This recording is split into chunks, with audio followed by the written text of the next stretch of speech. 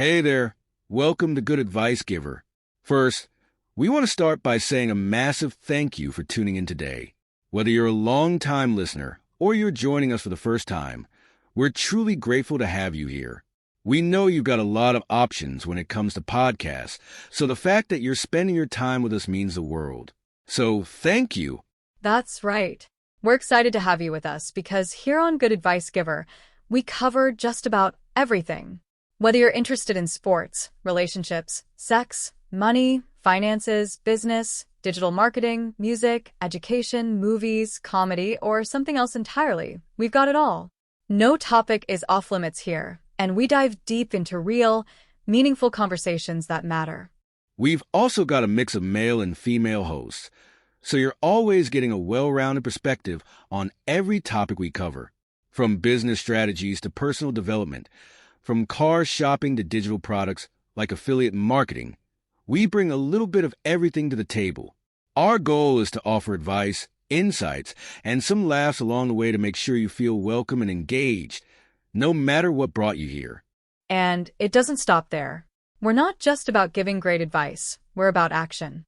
On this podcast, we even sell products and services we believe in, from affiliate marketing opportunities to cars and more. So whether you're looking to boost your business or find practical ways to improve your everyday life, you're in the right place. As always, we want you to stay connected with us. Be sure to download this episode so you can listen anytime, anywhere, whether you're commuting, working out, or just relaxing. And while you're at it, follow us on social media. We're on Instagram, Facebook, Twitter, you name it. That's the best way to stay in the loop for upcoming episodes, behind-the-scenes content, and even giveaways. And don't forget to subscribe to our YouTube channel. We're posting extra content there, including video podcasts and deep dive discussions you won't want to miss. Be sure to like, comment, and subscribe, and let us know what topics you want to hear more about. Lastly, check out the link below in the description for exclusive offers, resources, and more ways to connect with us. We're here for you, and we can't wait to bring you more valuable content. Thanks again for tuning in to Good Advice Giver. Let's get started. All right, so you've probably heard about this one, Jake Paul versus Mike Tyson. Yeah. But we're going to take you beyond those headlines Absolutely. and really uncover what this fight means for the future of boxing. For sure. We're talking about a matchup that had everyone buzzing for months. Oh, yeah. Leading up to November 15th, 2024. Huge. Picture this AT&T Stadium. Packed house. Packed, a YouTuber stepping into the ring with a boxing legend. It's crazy. Huge age gap. Streamed live on Netflix. I mean, you couldn't make this stuff up. You couldn't. It really was a carefully orchestrated spectacle from the very beginning. Yeah. And the pre-fight hype was almost as big as the fight itself. It definitely felt that way. And remember, it was initially supposed to happen in July. Right. But got pushed back because Mike Tyson had an ulcer flare-up. Uh-huh. So you can imagine the tension building all those extra months. Oh, yeah. Everyone wondering, will it live up to the hype? Did it deliver on the spectacle? And was it even a legitimate fight? Right. What did each fighter bring to the table? To understand that, you have to look beyond the surface. Okay.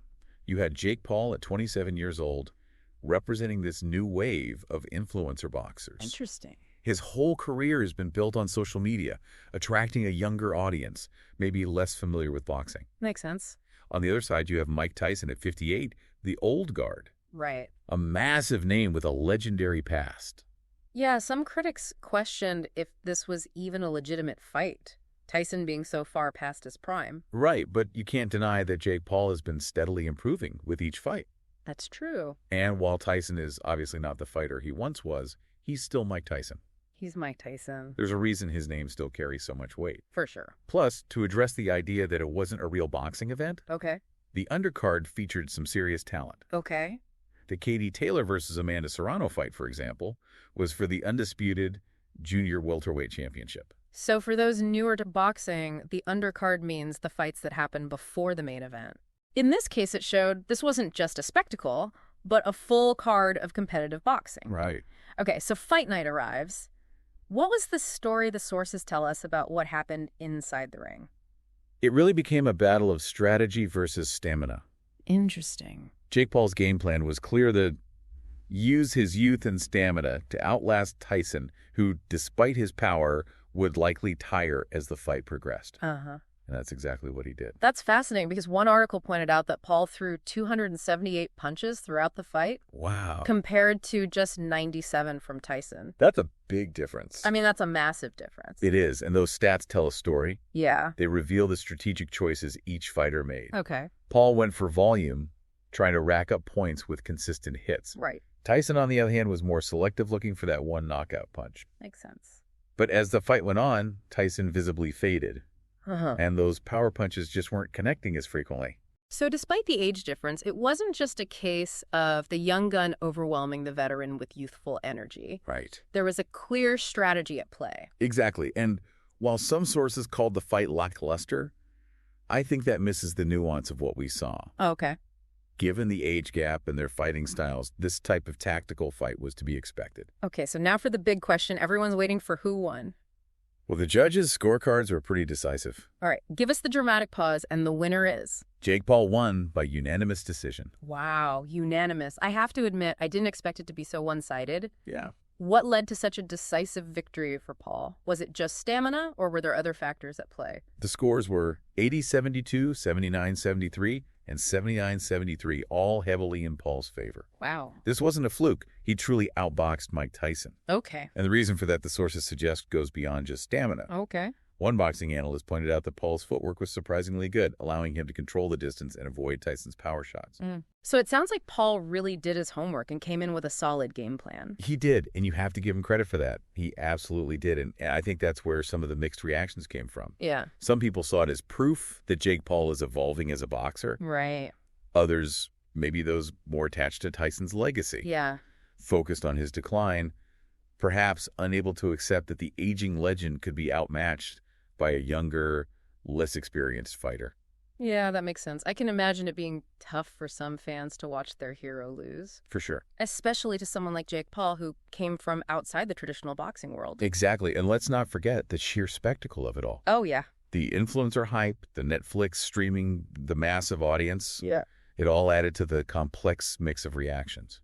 Speaking of reactions, one thing that jumped out at me from the sources was the talk about this fight being a potential turning point for boxing. Yeah. Some argue it was a farce that cheapens the sport, Right. while others see it as a sign of progress, bringing in a new generation of fans. What's your take on that? That's the million-dollar question, isn't it? It feels like it. And I think it's a question you need to consider as well. Okay. Does this fight, with all its hype and non-traditional elements, enhance boxing's appeal or detract from it? Does it open doors for new talent and expand the audience, or does it compromise the sport's integrity? It's interesting because on one hand, you have this massive viewership on Netflix. Right. A platform known for its accessibility and global reach. For sure. 60 million households tuned in. That's huge. That's massive. And it's not just the numbers, it's how those viewers experience the fight. Right. Streaming offers a level of convenience that traditional pay-per-view just can't match. You got that right. People could watch on their phones, laptops, smart TVs, wherever they wanted. Exactly. That's a key point. Yeah. It changes the whole game in terms of who's watching and how they're engaging with the sport. Yeah. And for a sport that's been struggling to maintain its relevance in a changing media landscape, that kind of exposure is invaluable. But on the flip side, does this type of event, with all the influencer hype and spectacle, overshadow the actual sport? Right. Does it alienate the hardcore boxing fans who value technique, strategy, and the history of boxing? Sure. Are we sacrificing substance for entertainment? It's a valid concern, and it's a tension that boxing has been grappling with for a while now. I see. This fight just brought it into sharper focus. Yeah. You have this clash between traditionalists and those who embrace this new era of entertainment-driven boxing. It's like that debate in music between selling out and reaching a wider audience.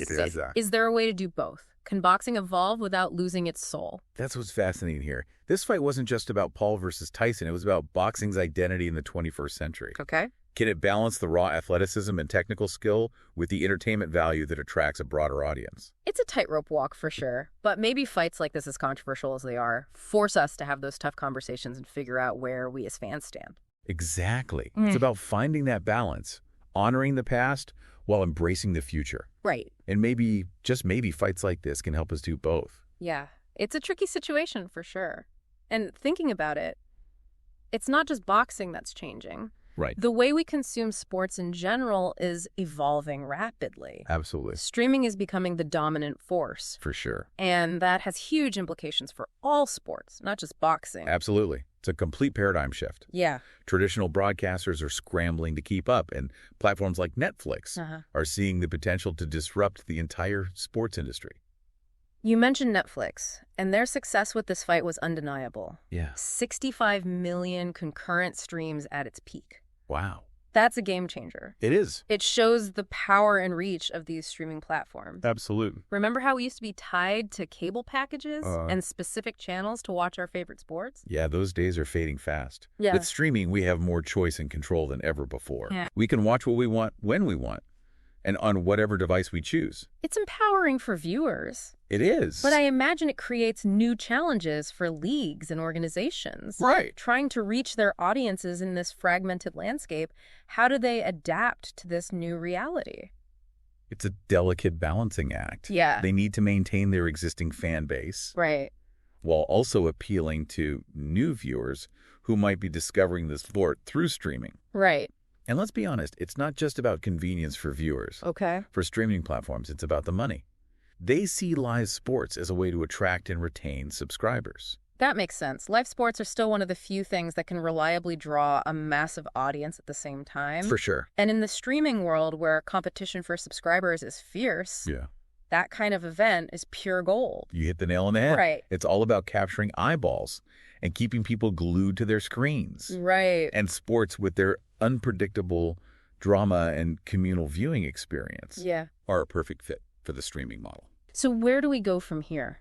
What does the future hold for sports broadcasting as streaming continues to rise? I think we're going to see even more blurring of the lines between traditional sports and entertainment. Okay. We'll see more unconventional matchups like Paul versus Tyson, more celebrity involvement, and more emphasis on creating a spectacle that goes beyond the sport itself. It's like they're taking cues from the world of professional wrestling, where the storylines and personalities are as important as the athletic competition. Precisely.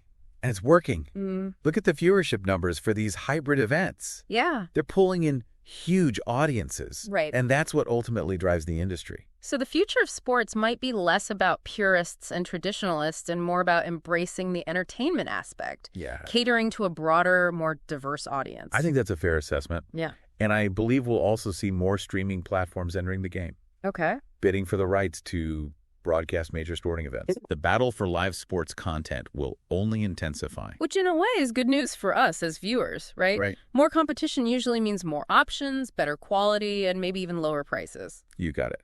It's a win-win situation for fans. We get to enjoy our favorite sports in new and innovative ways, Right. while the industry evolved to meet the demands of a changing world. Well, you've given us a lot to think about. From the rise of influencer boxers to the streaming revolution. For sure. This deep dive into the Jake Paul versus Mike Tyson fight has been incredibly insightful. It's amazing how a single event can reflect such larger trends and forces at play in our society. Yeah. And boxing, with its long and storied history, provides the perfect backdrop for these conversations. So for you listening, we want to leave you with this. Okay. What does the Jake Paul versus Mike Tyson fight mean to you? Does it change how you view boxing? Does it make you more or less interested in the sport? Take some time to ponder those questions. Yeah. Consider the future of boxing, the impact of streaming, and the evolving relationship between sports and entertainment.